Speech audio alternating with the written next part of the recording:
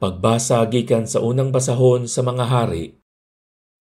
Miadto si Elias sa Sarepta, ug sa pag-abot niya sa ganghaan sa syudad, may usa ka byuda nga nangahoy, ug gitawag niya ang byuda og giingnan. Palihog dadi akog jutayng tubig aron makainom ako.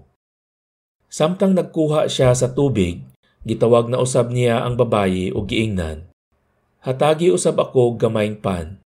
Ug miingon ang byuda, saksi ang Ginoo nga imong Dios nga wala ako makaluto og pan. Aduna lamang ako'y usa ka kumkum nga harina ug jutay nga lana sa olibo. Nangahoy ako aron lutuon ko kini alang kanako ug sa akong anak aron makakaon kami sa dili pa kami mamatay. Ug miingon kaniya si Elias, ayaw ka balaka, buhata ang giingon mo, apan himui una akog jutayng torta ug dad-anganhi kanako. Ug pagkatapos paghimo usab alang kanimo ug sa imong anak.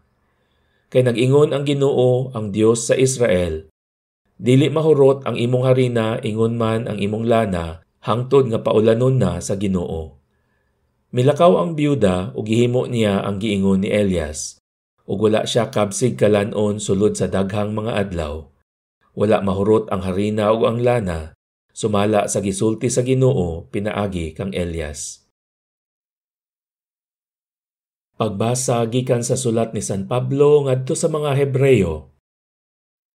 Kay wala mosulod si Kristo sa balaang dapit nga hinimo sa mga tawo nga hulad lamang sa matuod nga balaang dapit. Misulod siya sa langit, di nangatubang siya karon sa Dios alang og tungod kanato. Ang pangulong pari sa mga Hudyo mosulod ngadto sa balaang dapit matag tuig, dala ang dugo sa usa ka mananap.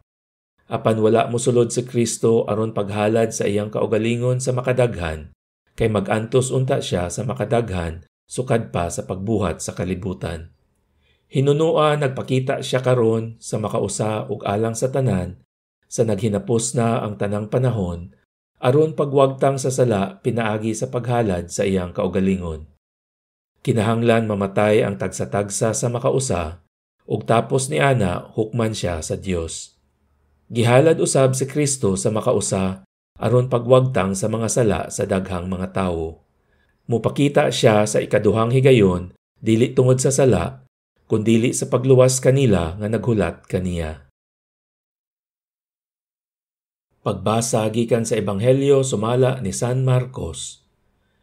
Si Jesus miingon sa iyang mga tinun-an, pagbantay kamo sa mga magtutudlo sa balaod nga gustong magsuroy-suroy nga magsulob og mga bisting tag-as ug buot nga yukbuan sulod sa mga merkado nga nagpili sa mga lingkuranan nga linain sulod sa mga sinagoga ug sa mga dapit nga labing maayo sa mga kumbira.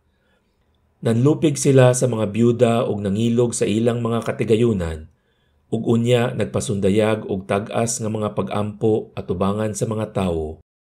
Labi pang makalilisang ang ilang silot. Samtang naglingkod si Jesus duol sa panudlanan sa templo, naniid siya sa mga tawo nga nanghulog didto sa ilang mga halad. Daghang dato nga nanghulog og daghang kwarta. Unya miduol sa hulganan sa halad ang usa ka byudang kabos ug mihulog og duha ka dako. Gitawag ni Jesus ang iyang mga tinun-an ug giingnan. Labaw pa sa gipanghulog sa uban ang gihulog ni ining kabos nga byuda. Kay ang uban mihulog sa sobra sa ilang bahandi, apan siya, bisan sa iyang kakabos, mihatag sa tanan nga iya. Gihatag niya ang tanan nga iyang gisaligan aron mabuhi.